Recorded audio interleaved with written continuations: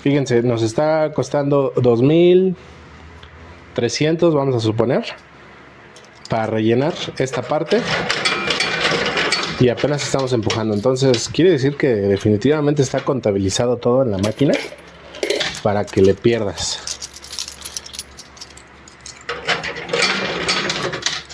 Pero pues miren, ya nosotros ya no sabemos la receta y sabemos que mínimo con 3,000 empiezas a empujar, empiezas a mover adecuadamente.